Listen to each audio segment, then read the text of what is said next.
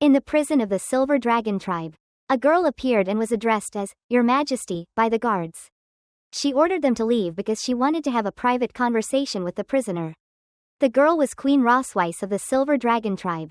Ross stepped forward and mocked the hero, the Dragon Slayer, asking him how it felt to become a prisoner of the Dragon clan. Leon wanted her to kill him, but Ross couldn't let him die so easily. She lifted his face, admiring his handsomeness and resolute demeanor. If you had a few more scars, you'd be even more perfect, she said, scratching his face with her claws. As a hero of the Dragon Slayers, Leon, of course, couldn't endure such humiliation. He told her to do whatever she wanted, whether to kill or torture him. If not for the schemes of treacherous men, he wouldn't have ended up in this miserable state. Ross suggested he surrender to the Silver Dragon tribe, but when he refused, she became irritated and immediately struck him, sending him crashing into the wall and leaving him badly injured. She didn't stop there, she stomped on his chest with her foot. She warned him not to fantasize about defeating the Dragon tribe and leaving a legacy. As he was about to die there, a failure who didn't know his own limits. Like an ant, Leon still defended humanity, so Ross used her dragon tail to silence him. As she squeezed his neck, he stuttered, calling her, Your Majesty. She thought he was begging for his life, but he said something unexpected. He told her that she had made 2 mistakes.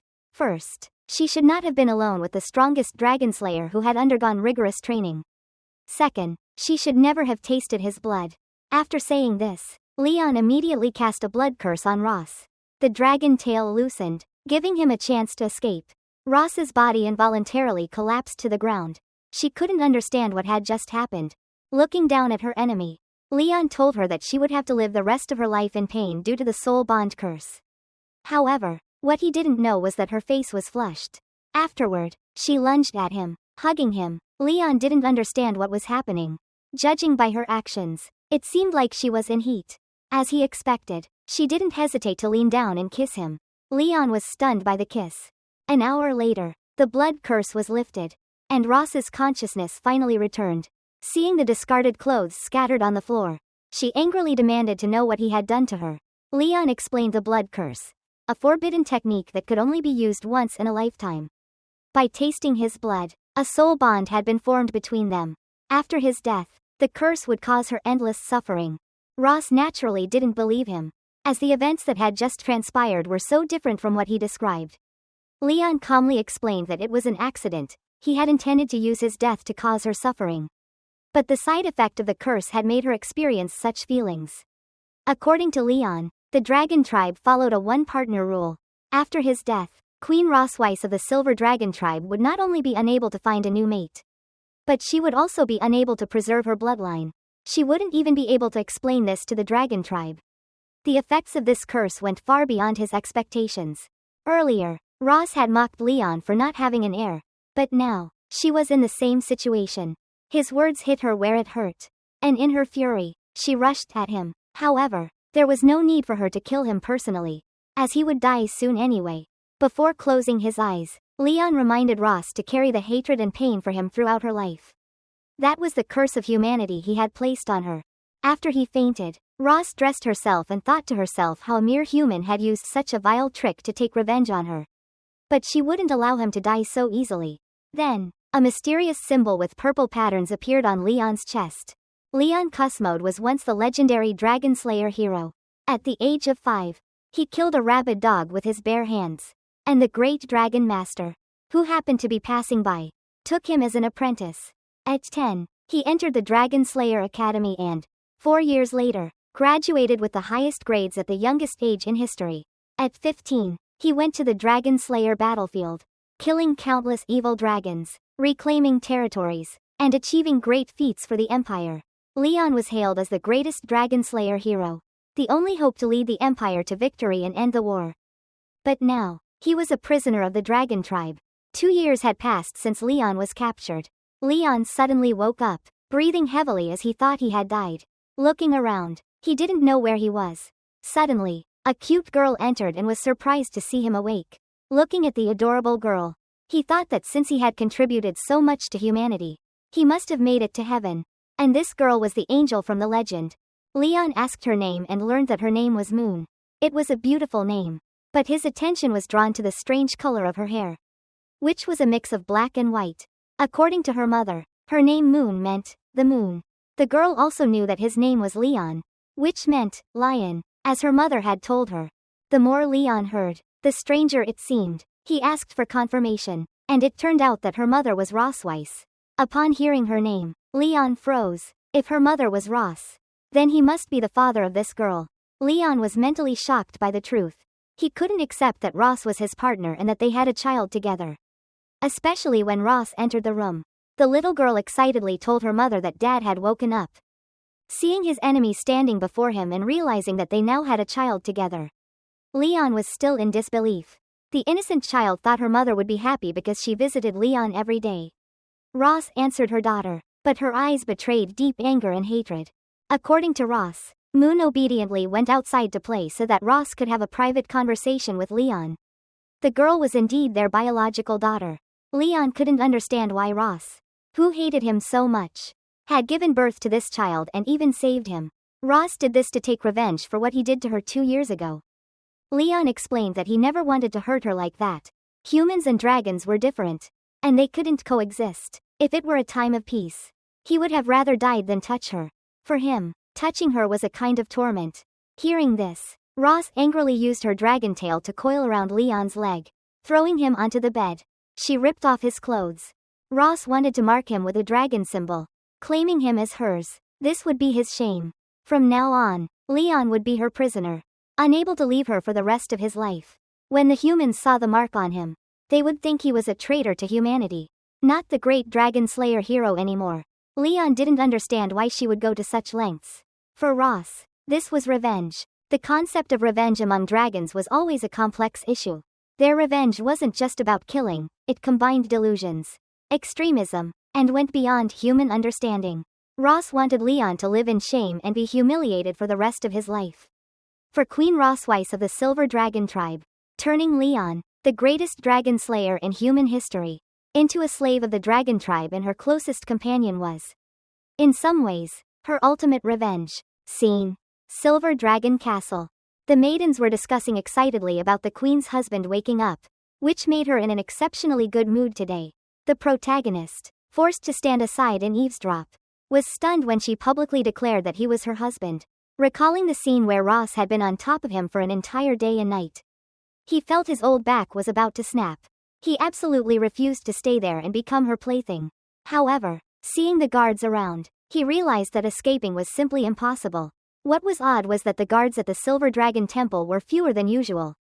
Completely different from when he entered 2 years ago, it was strangely quiet. While thinking about this, his attention was caught by a small hole in the ground. At first, he thought it was a trap. But no matter what, he had to escape. Even if it was a trap, he would force his way through it.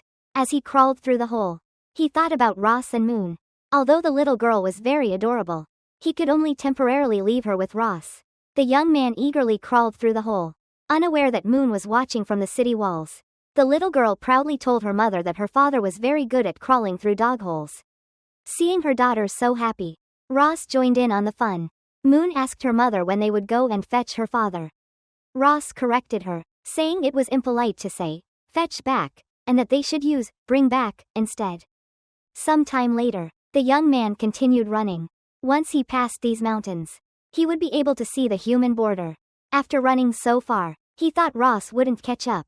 But just as he thought that, Ross transformed back into her dragon form and chased after him. It wasn't long before she caught up and blocked his path, leaving him with no way out.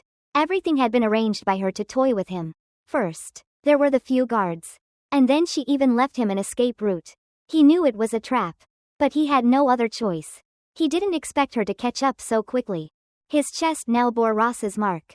And as he was about to return to human territory, they might not recognize a fake dragon like him. But he would rather start a new life as an ordinary human than be tormented by her. When words didn't work, Ross switched to physical methods. She grabbed Leon and flew him away, helping him return to human territory. 3 hours later, near a city on the outskirts of the empire, Leon was dropped from the sky by Ross, crashing through the trees and landing awkwardly on the ground. Although in pain, he recognized that he was now looking at a human settlement. Seeing the human city, which he hadn't seen in a long time, gave him hope. He thought that once he passed through, he would be back in the human world. But that thought was quickly shattered by Ross. The dragon markings on his body suddenly began to glow because both of them bore the dragon mark. When one of them wanted to establish a connection with the other, the markings would react. Now, he felt his entire body heat up, his heart aching as if being torn apart, struggling to bear the sensations. Ross wanted Leon to stand in front of his homeland, so close to it, to understand the meaning of humiliation. She believed that this would cause him to lose his will. But it didn't. Leon decided that when the time came, he would repay her tenfold for all the humiliation she had caused him. Ross was a bit surprised but then sneered. Returning to her playful attitude, she pressed her chest against his body, continuing with her actions that were unsuitable for children under 18.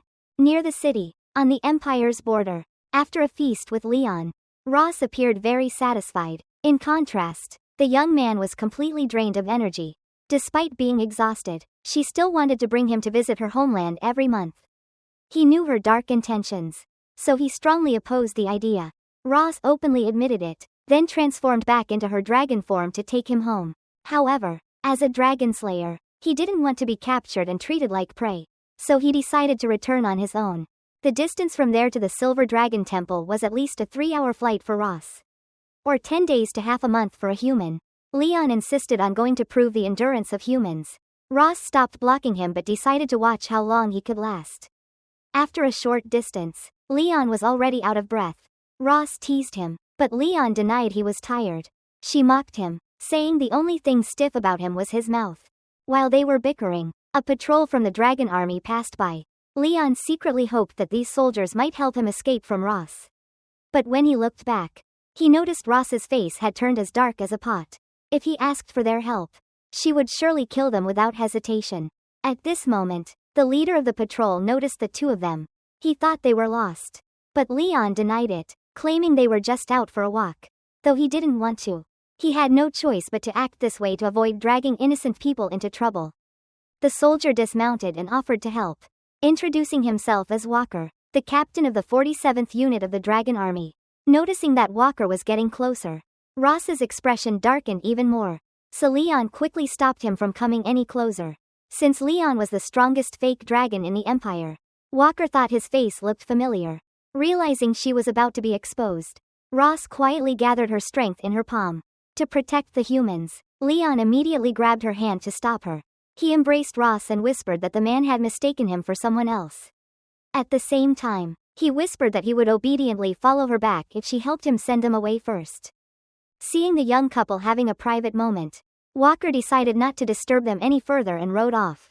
Leon didn't notice and continued to hold Ross until she reminded him to step back. Ross evaluated Leon as very smart for not asking them for help. However, he needed to be clear about his position. Even though they had a child together, it didn't mean she was his wife. The two argued, neither giving in. After a while, they finally continued on their way home. After blocking Ross's attack with his bare hands earlier, Leon's hand was now in great pain, with a large burn in the palm. Soon after, he fainted. Ross, although criticizing him for being a weak human, transformed into her dragon form and took him back home. Back to the Silver Dragon Temple. It was unclear how much time had passed, but eventually, Leon regained consciousness. Little Moon, ever obedient, was by his side, waiting patiently for him to wake up. She explained that her mother, the Great Lady, had brought him back, although there was some resistance. It wasn't significant, and in the end, he was taken back like prey. Now, Leon noticed that his wounds had been carefully bandaged, with a bow tied on top. This was Moon's handiwork. The Dragon Clan was known for its brutal nature, with their way of life marked by violence and bloodshed from a very young age. Despite the clear physical traits of a dragon, Moon showed no hostility toward Leon and regarded him entirely as her father. Leon smiled and patted his daughter's head, praising her. Well done, little one. You're so cute, but when you grow up, don't turn out like your mother. As if on cue, Ross appeared, asking teasingly what would happen if Moon turned out like her. Leon turned his head away, unwilling to respond. Moon proudly shared with her mother that she had helped her father with his bandages in the way her mother had taught her. Ross coldly commented that this was exactly what her daughter should be doing.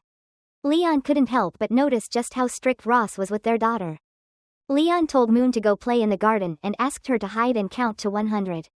Promising he would come to find her. Moon was thrilled at the chance to play hide and seek with her father. She warned him not to find her too quickly and ran off to hide. By the time she reached 5, she had already disappeared from view. After waiting a while for his daughter to leave, Leon turned to Ross and questioned her about being so strict with Moon. She explained that in the Dragon Clan, it was necessary to be strict with children from an early age in order to train strong warriors. Although Moon was adorable, in the eyes of dragons, cuteness was considered a flaw. Hearing this, Leon jokingly responded, "Well, then you're cute too." But Ross reacted very strongly. She grabbed him by the neck and shouted, "You're just my slave to vent my anger on.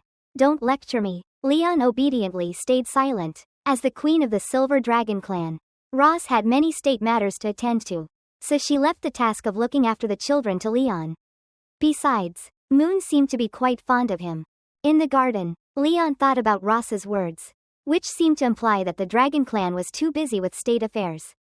While he, a fake dragon, was left to babysit, just then, he noticed a child's figure hiding behind a pillar. He approached the hiding spot, but Moon only stared at him without saying anything. Leon thought she might be upset from waiting too long. But suddenly, she turned and ran away. Leon chased after her, but after a while, he lost sight of her. Children's moods were indeed unpredictable. No wonder Ross had left the babysitting task to him. Moon eventually stepped out quietly and ran to hug her father from behind.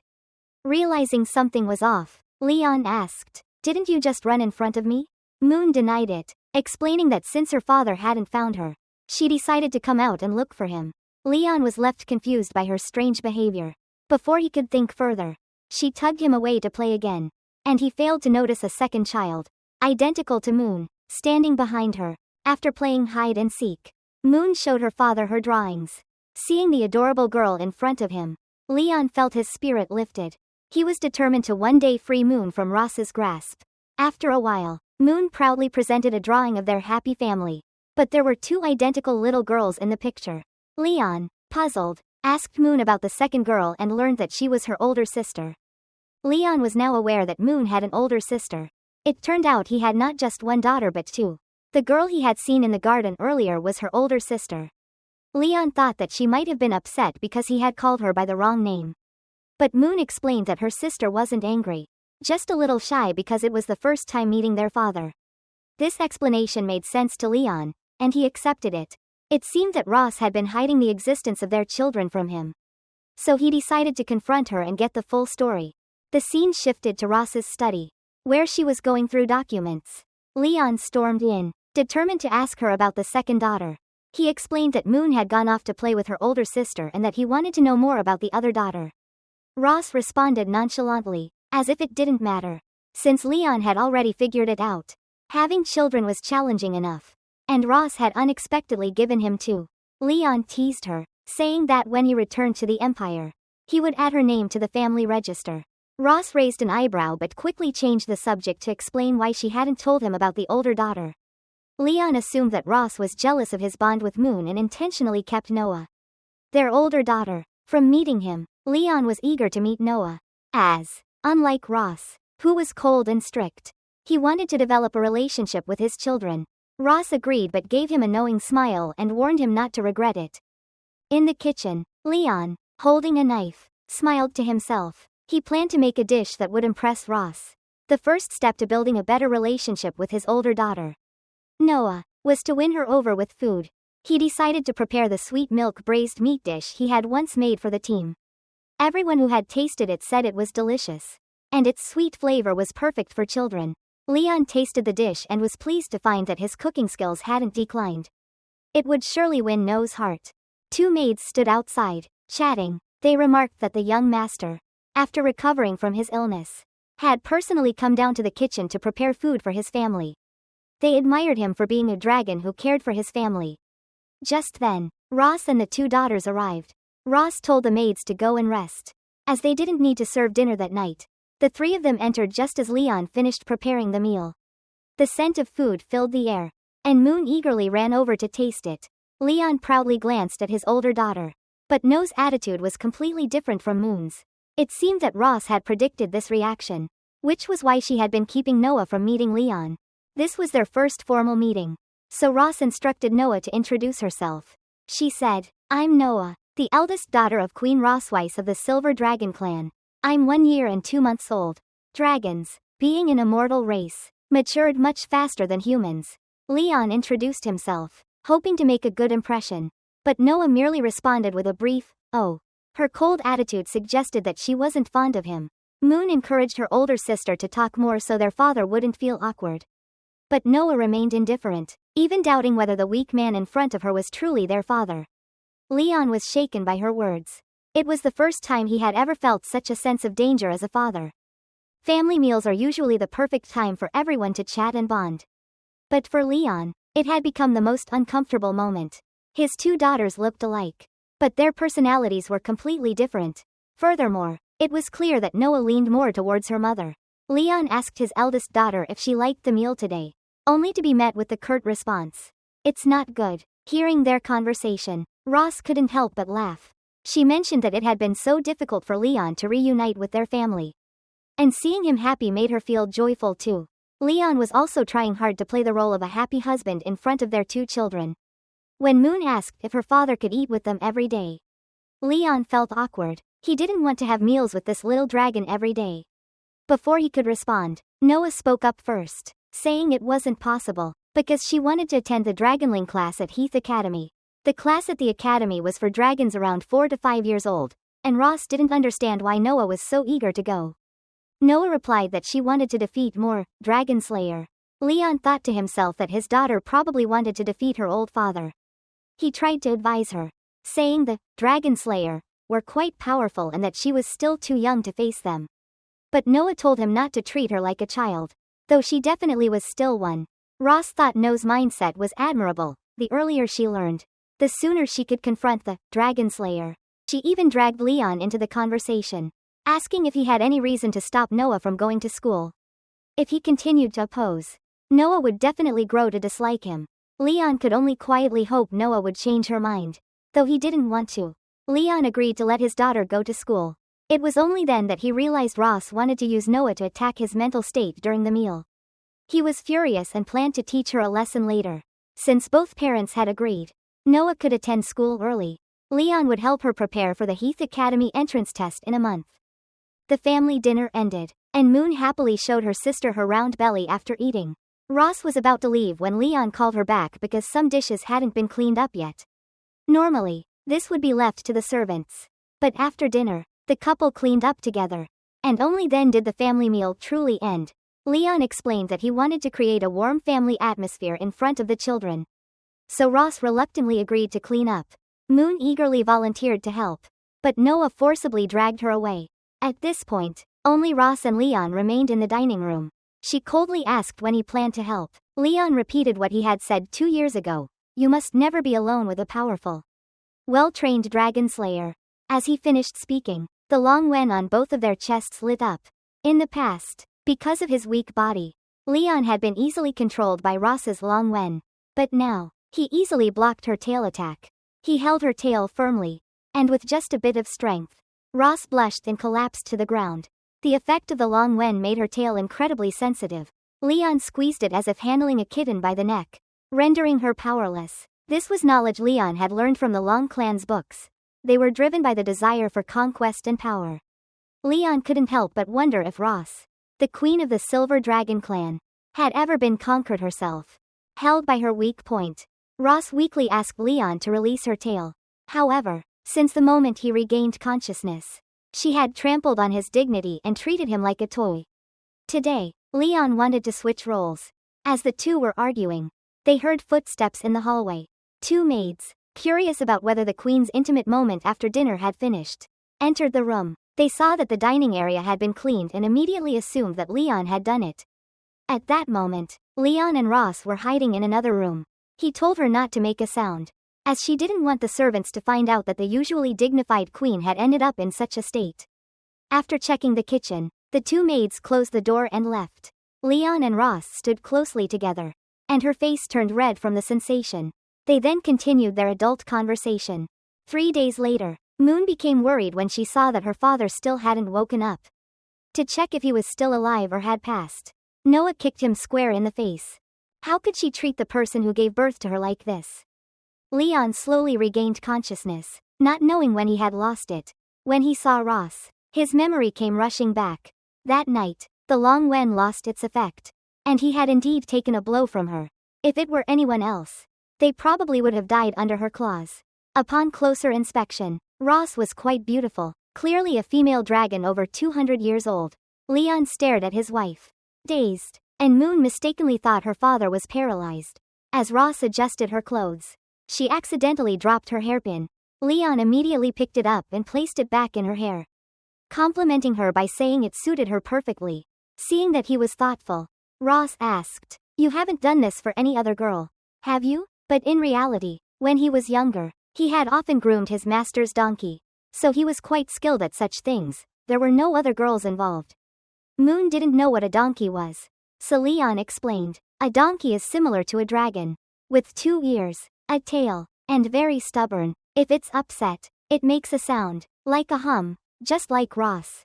Moon was worried about her father because, after just waking up, he was already being tormented by his mother.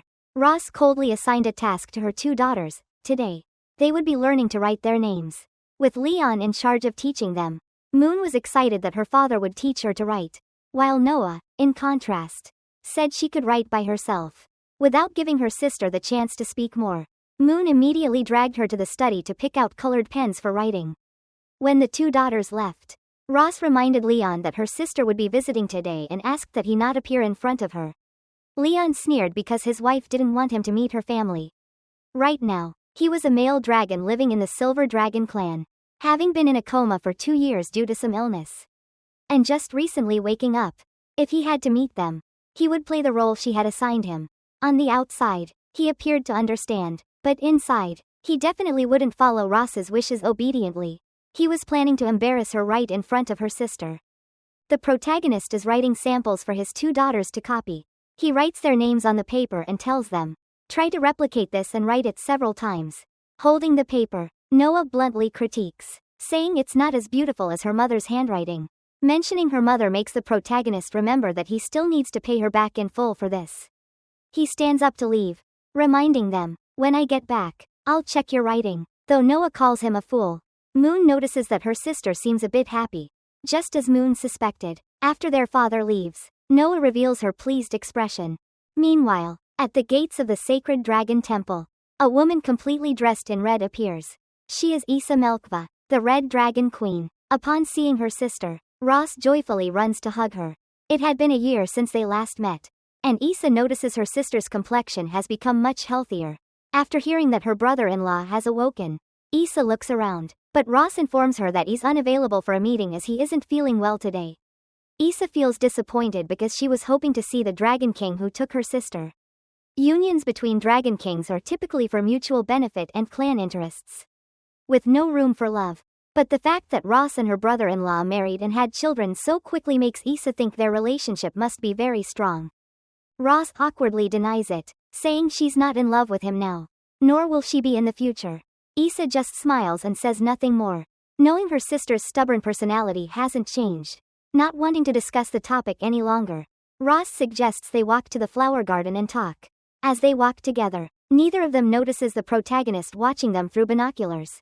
To prank Ross, Leon decides to test the range of the long script and see how far its influence can reach. Back with the 2 women, Issa tells her sister that the Dragon Clan's territory has been unstable lately, especially with the Dragon King of the Crimson Flame clan, the young Constantine, who has been causing trouble recently. He hasn't shown his face in a long time and, being hot-headed, he might be trying to expand his territory while the clan is in turmoil. Suddenly, Ross's long script begins to glow. Her face darkens in surprise as she realizes that the protagonist has triggered this resonance at the most inconvenient time. She grits her teeth, forcing herself to endure it while pretending everything is fine and continuing to listen to her sister. However, the effects of the long script grow stronger, causing her body to tremble uncontrollably. Issa notices that something is wrong because Ross's face has turned completely red. Ross quickly invents an excuse, claiming she has an urgent matter to attend to and promises to return in 20 minutes.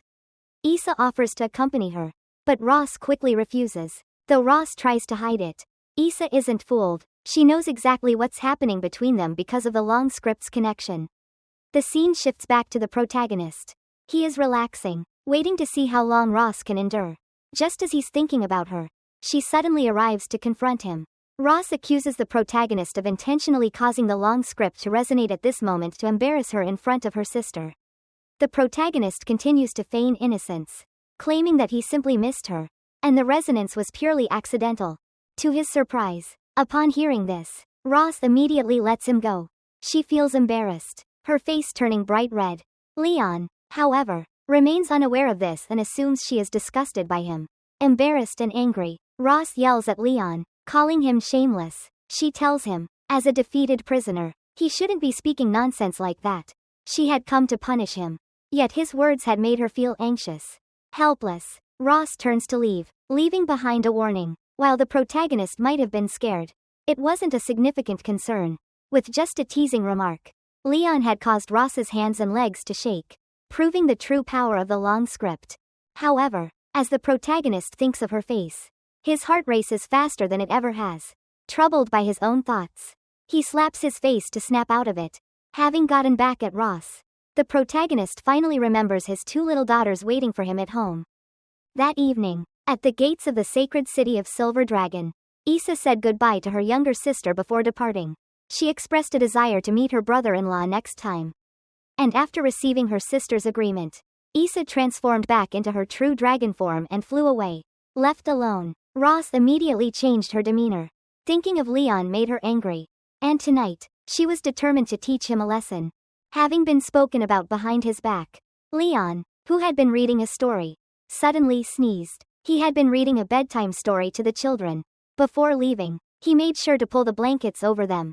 As he quietly closed the door to return to his room, Ross suddenly blocked his way.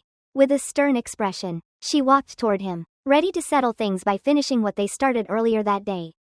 Although reluctant, Leon was forcefully dragged along.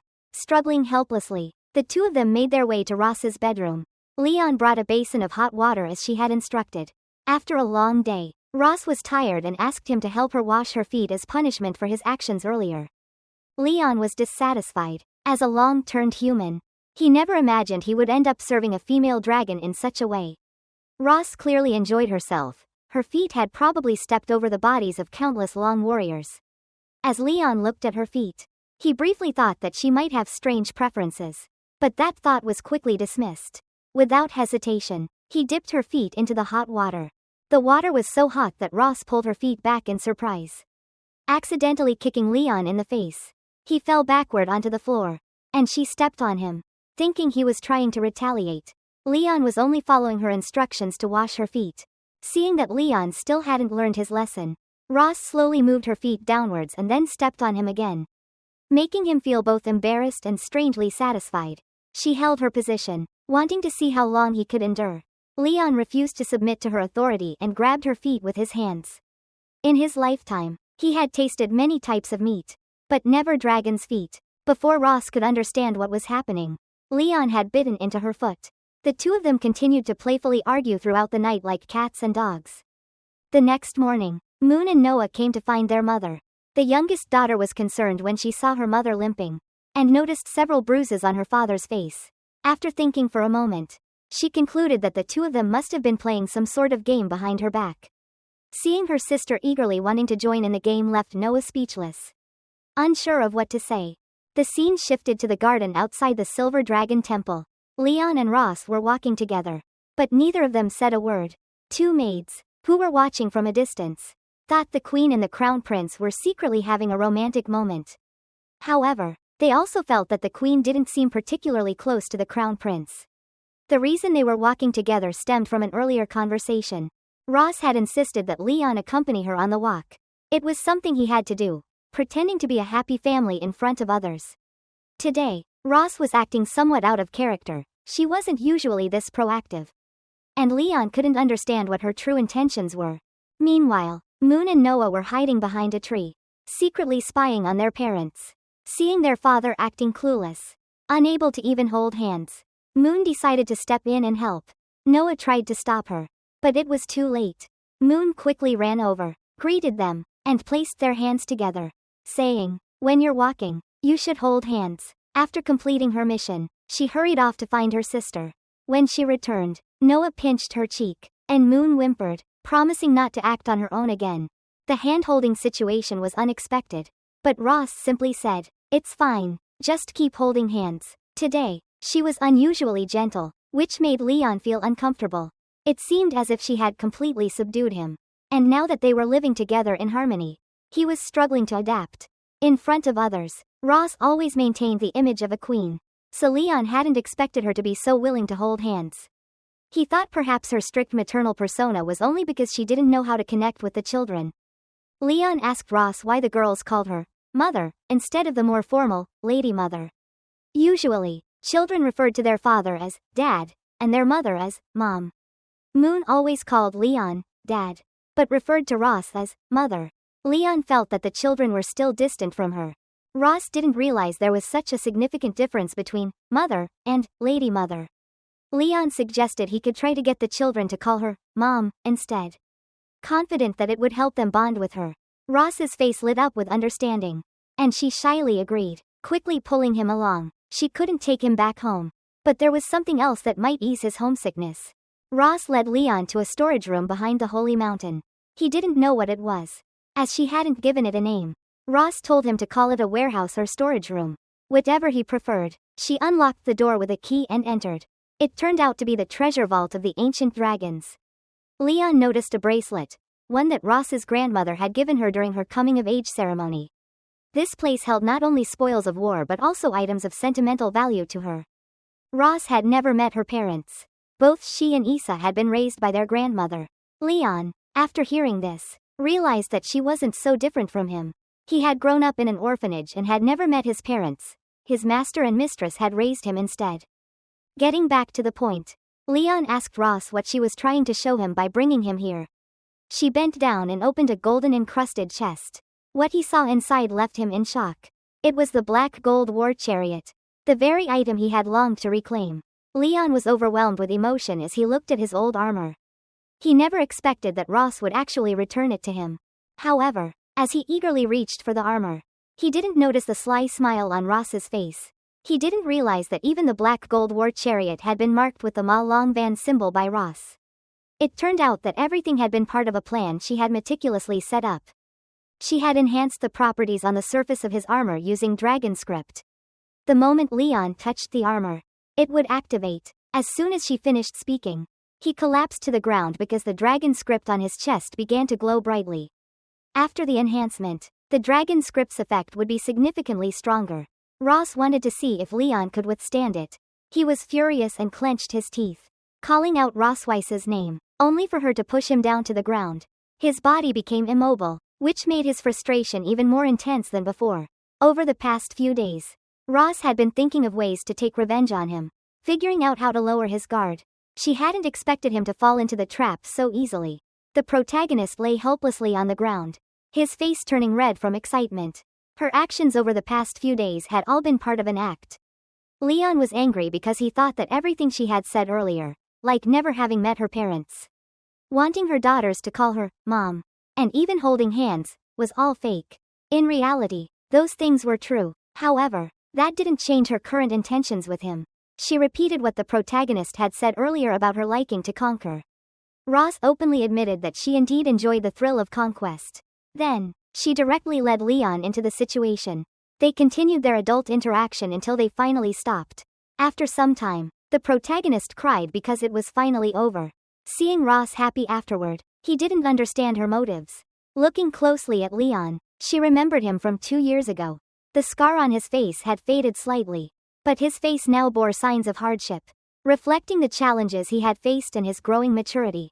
Realizing she was likely teasing him again, the protagonist immediately sat up, sulking. Ross, however, wasn't letting up. As she put her clothes back on, she teased him, saying that he had become weaker than before.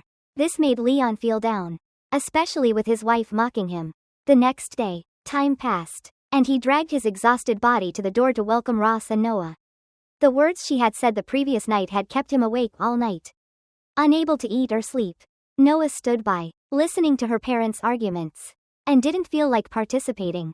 Returning to the main topic. The entrance exam for Heath Academy was very strict. Starting today, Leon would tutor Noah on the knowledge of the Dragon Clan. Ross whispered into the protagonist's ear that, since his stamina had weakened, he would need to prove his worth in other areas.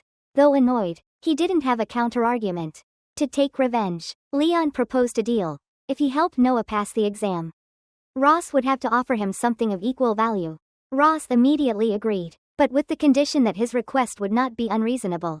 After their conversation ended, Ross happily left, leaving Leon alone. Still seething, Noah asked why she always saw her parents arguing. Leon explained that it was just their daily interaction. After answering, he realized that Noah had started calling Ross Mom instead of Mother. Noah admitted that she preferred calling her Mom now. Just as Leon had guessed, the two daughters felt a closer connection to Ross by calling her Mom. Realizing that this was the protagonist's idea, Noah felt both happy and embarrassed. Blushing, to hide her feelings, she turned and left, changing the subject to talk about her studies. The scene transitions to the dragon's holy temple, specifically in the children's room. The protagonist was quietly studying his lessons. Ross, curious, approached him, wondering why he hadn't gone to sleep yet, especially considering how late it was. Noah was quite intelligent and not interested in simple subjects, so the protagonist was focusing on key information, combining it with past exam papers to teach her. He had to stay up late preparing the lessons. Since Noah was very bright, he was confident that she could pass the test within a month. Ross proudly commented that Noah was as smart as she was, but the protagonist wasn't so sure. He had once been a genius, graduating at the top of his class in both practical combat and written exams. And every year, he earned the highest scholarships at the academy. The protagonist then asked the queen what awards she had won. She was caught off guard and didn't know how to respond. She had assumed Leon was just a brute who only knew how to fight. But it turned out he was also an excellent student, no matter how impressive he was. However, he had now become her prisoner. To be more accurate, he had been ridden by her. Suddenly, she noticed a plate of chili peppers on the table and wondered what the protagonist was using them for. He explained that he used the peppers from the kitchen to stay alert. Ross realized that these were golden peppers from the Dragon Clan, which a human like Leon would likely find unbearable. No sooner had she said this than Leon bit into half a pepper. He screamed in pain, flames almost coming out of his mouth. He rushed around the room searching for water, but there was none. Suddenly, Ross cupped his face in her hands, making his already flushed face even redder. She said that her hands were quite cold and could help him feel better. The coldness of her touch made Leon feel a sensation like a calming drug, not ice cold, but cool and soothing. After a moment, when his body had stabilized, Ross finally released her hands. Both of them were still flushed. To avoid further awkwardness, she told him to go to bed early and not eat too many chili peppers, as it would cause his mouth to swell and he'd have to use sign language to teach his daughter. Once everything was settled, she turned and left. As Leon reflected on Ross's actions, he shivered, remembering that she had once lured him into a corner, drained him completely, and then criticized him for being weak. He thought about it and realized just how twisted it all was. He needed to find a way to recover quickly. Flipping through the materials on his screen, he eventually found the potion recipe he had been searching for. The next day, the protagonist continued teaching his daughter. With a total of 100 points, Noah guessed she would score around 50. The result was 62 points, a little higher than she had expected. Seeing that his daughter wasn't satisfied, the protagonist guessed it was because Noah always set very high standards for herself. At that carefree age, while others her age were focused on playing, Noah was proactively seeking to study. The protagonist patted her head and praised her, saying that getting 62 points on her first attempt was already an impressive accomplishment. She blushed and quietly said, "Thank you, Dad." Just as he was about to continue teaching, Leon coughed. To stay awake, he had eaten several more chili peppers the night before. Noah recalled what her mother had said. The night before, her father had been planning study sessions for her. Normally, he seemed unreliable, but he was actually an excellent student. After staying up all night and eating the extremely spicy golden peppers from the Dragon Clan, it was surprising that his throat hadn't been affected. Noah pulled out a small box and handed it to her father. She told him it was from her mother, not from her. Holding the pill in his hand, Leon thought to himself that Noah was just like Ross, outwardly cold but actually unable to express her kindness. Afterward, the two continued their lessons. And their bond grew closer. In the kitchen of the dragon's holy temple, two maidservants brought the medicine as instructed by the protagonist. He had deliberately asked them to gather some unnecessary herbs so that no one would guess his true intentions. The ingredients needed to create the dragon's strength elixir were easy to find. And the protagonist believed the process of making it wouldn't be too complicated. However, the book mentioned that even the best alchemists of the dragon clan had a very low success rate when it came to crafting dragon's strength. He had to try and see for himself. Leon started by grinding the herbs with a mortar, then added them to a pot in the correct order and began to cook them. Hours later, it was clear that it wasn't as simple as he thought. And he repeatedly failed. He had followed the book's instructions several times. But each time, he failed at the filtering step. Filtering at high temperatures caused the medicine to lose its potency. And at low temperatures, it wouldn't refine into the pure elixir. Simply shaking it by hand wasn't enough. He would need specialized equipment. Leon recalled his master's advice. If one approach doesn't work, try another. He continued to brainstorm for a better filtering method. Suddenly, thunder rumbled outside. Leon moved closer to the door and looked out at the storm. He remembered that during a goldsmithing lesson, the teacher had mentioned that sometimes using electricity to break down impurities could yield better results than burning them. Perhaps he could use the thunder element, which the book didn't mention, to try the process. Leon was particularly skilled in manipulating the thunder element. Although his mana had only partially recovered, it was still enough to carry out the task. Half an hour later, Leon finally succeeded. Creating the dragon's strength elixir wasn't easy, and failure was common. Just then, Moon appeared and asked what her father was doing. Seeing her innocent face, Leon quickly hid the medicine. He explained that he had made it for Ross because she had been working hard lately and he wanted to help her recover. Moon advised him to take good care of her mother. Unaware that the medicine was actually for him, Leon agreed, but inwardly thought, once I recover, I'll show Ross my true strength. Later, back in his room, it was raining heavily outside. Even though he had successfully created the dragon's strength elixir, Leon wasn't sure if the nourishment of the dragon clan would have any side effects on humans. He planned to store it for now when Ross knocked on the door and entered. She had heard from Moon that he had made a medicine resembling chocolate to help her with her recovery. Leon was surprised that his precious plum wine had spread the information so quickly. Ross wasn't there to interrogate him. She was simply amazed that he had managed to create the elixir in such a poor environment. She reached out to examine the finished product. Leon handed it to her, knowing that if he refused, she would likely use force to take it.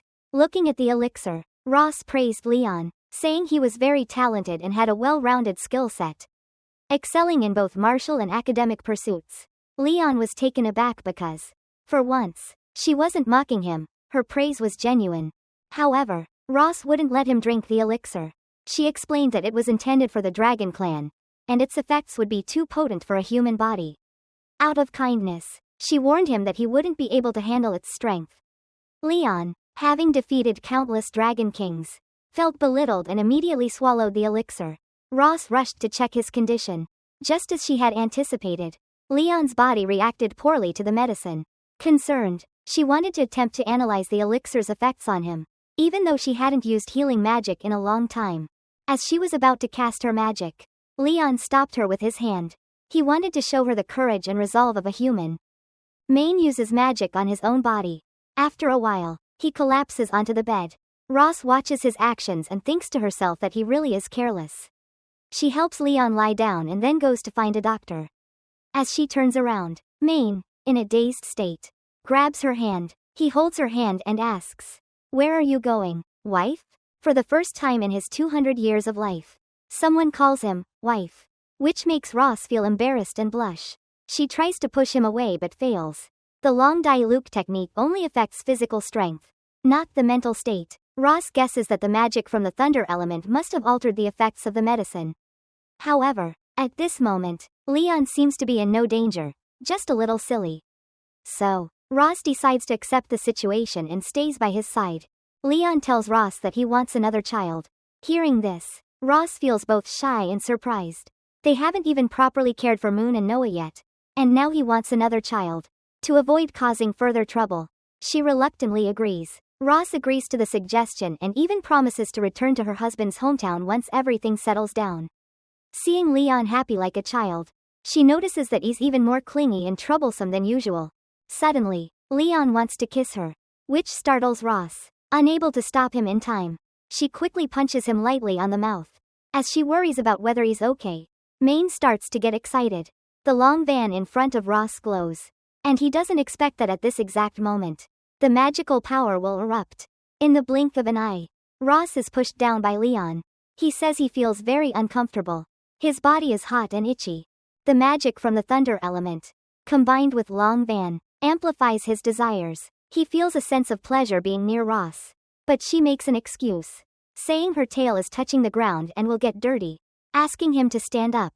Maine doesn't give her a chance to refuse, holding her mouth with his hand and seriously saying, "You look so beautiful tonight, wife." His demeanor is completely different from before, strong and determined, which makes her feel a bit nervous.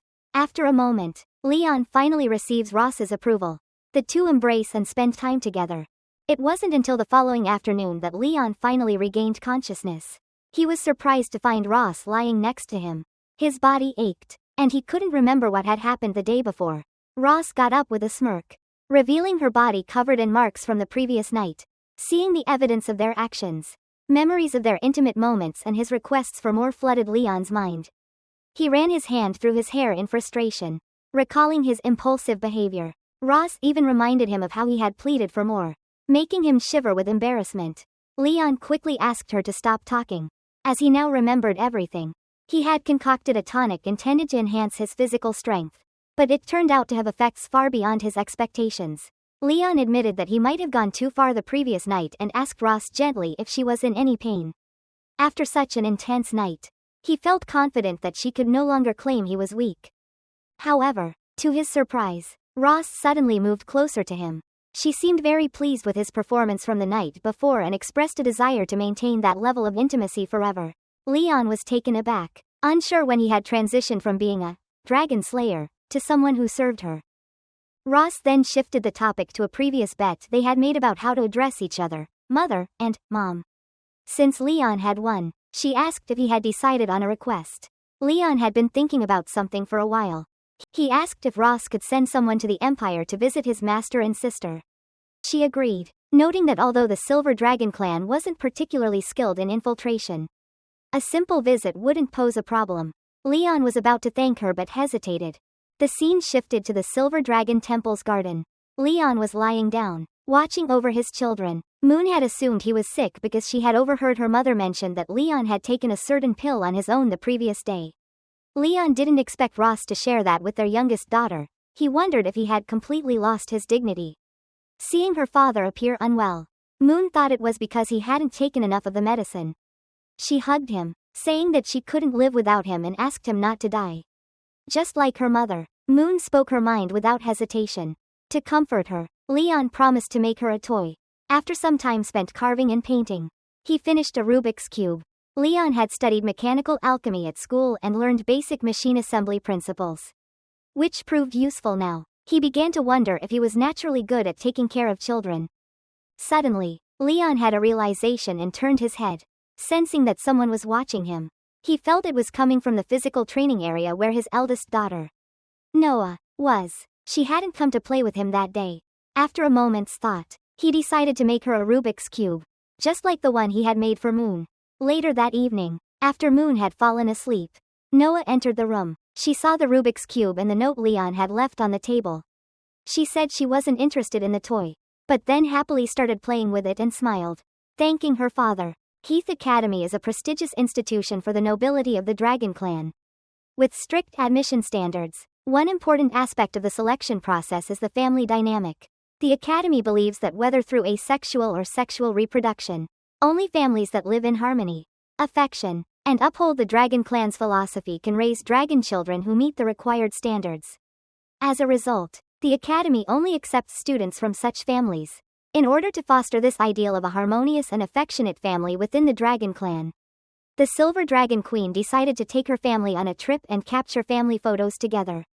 In Sky City, Leon, Ross, and their two children landed safely. Moon, curious, asked why her father hadn't transformed into a dragon. As she was eager to see it, Leon was fine with killing dragons. But transforming into one was a different matter. When Noah pointed out that he couldn't transform, Leon reluctantly gestured for Ross to help. She used the excuse that he hadn't fully recovered to trick their children.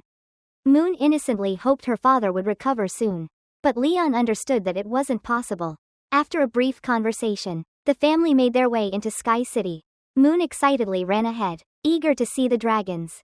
Ross, noticing Leon trembling, initially assumed it was because it was likely the first time he'd seen so many dragons after waking up from his coma. She thought he was frightened.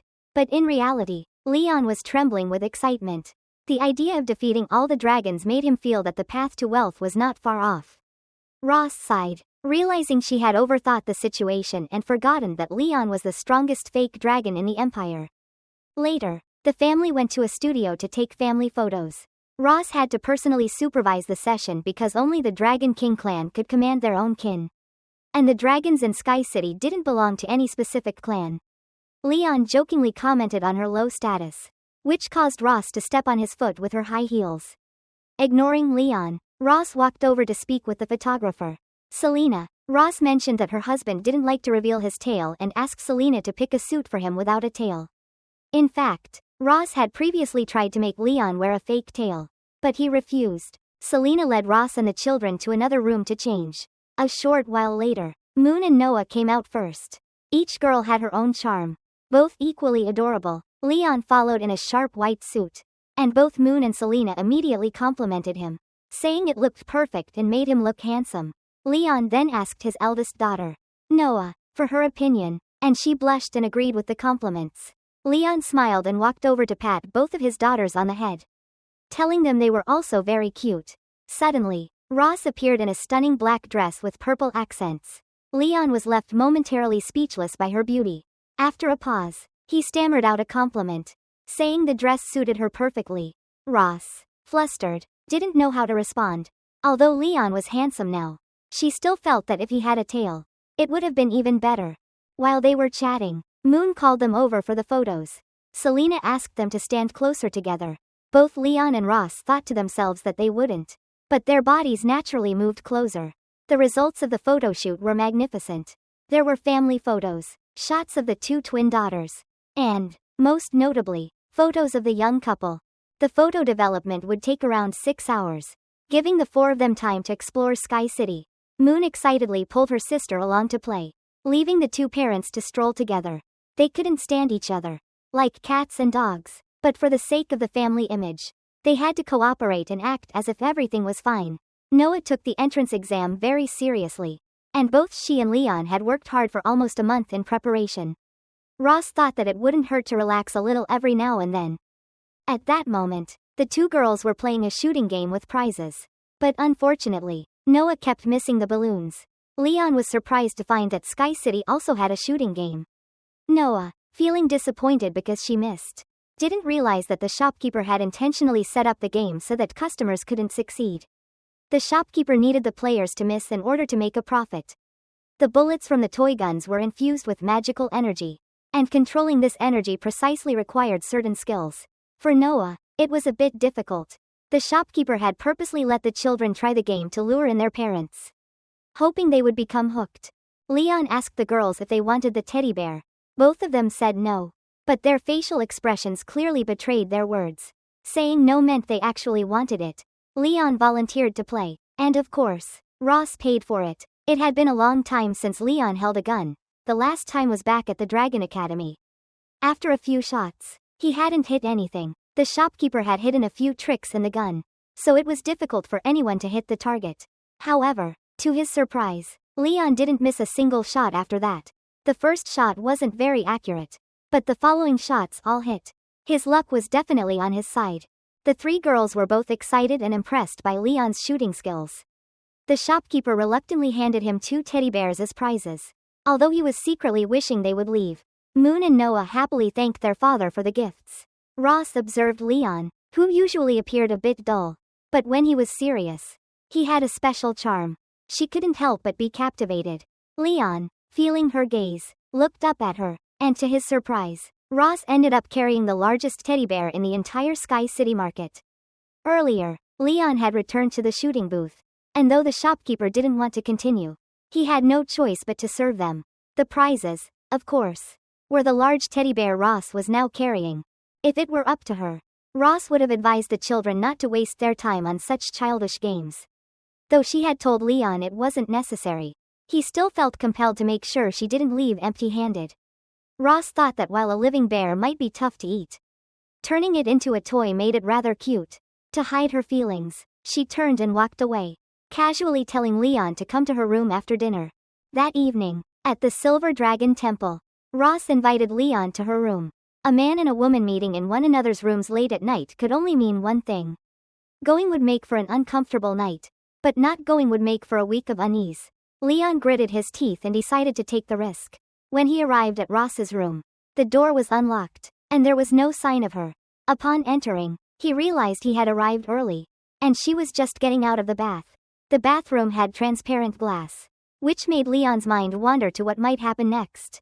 As he tried to remain composed, the bathroom door opened, and Ross emerged, wearing a pastel purple nightgown that was both cute and seductive. Seeing her like this, Leon couldn't help but think to himself that he probably wouldn't be able to sleep tonight. Ross stepped forward and asked if Leon preferred to do it in the living room or on the balcony.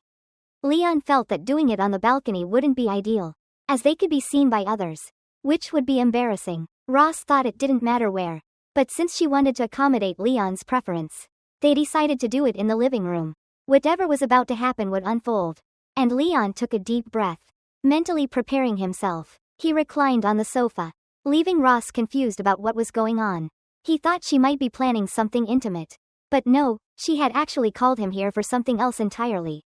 Leon quickly sat up and cleared his throat, trying to mask his embarrassment. Ross handed him a survey from Heath Academy, intended for families with children.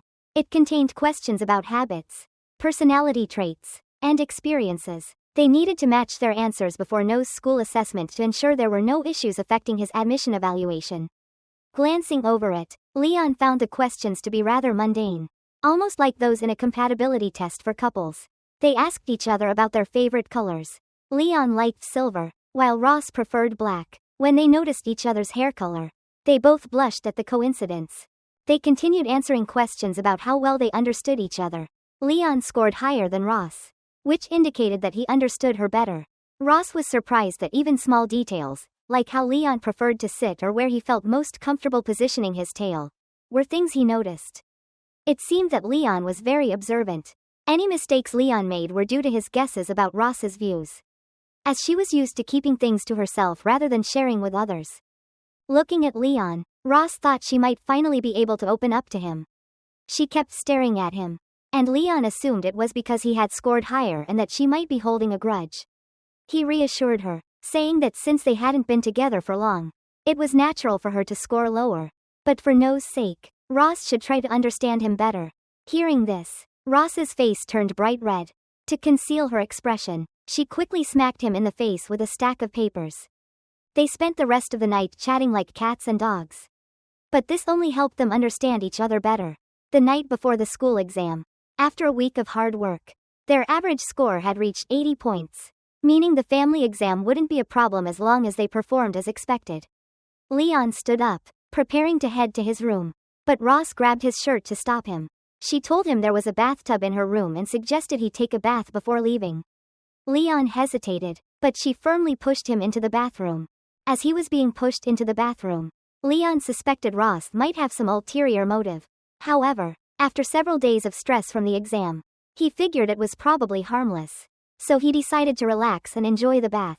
Just as he was settling in, Ross walked in, wrapped in a towel. She had been under a lot of pressure lately and wanted to relieve some stress. Leon's face turned pale, not understanding why she was causing him stress when it was her who was under pressure. Ross's reasoning was that by transferring her stress to him, she would feel relieved. After thinking it over, Leon understood her logic and agreed.